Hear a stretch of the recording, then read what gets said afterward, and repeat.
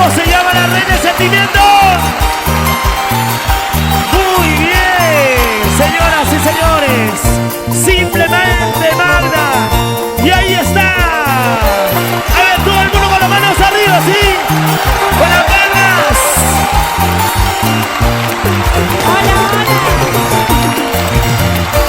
¿Dónde está mi Ayacucho? Arriba las manos, la colonia ayacuchana. Y arriba todo el Perú entero.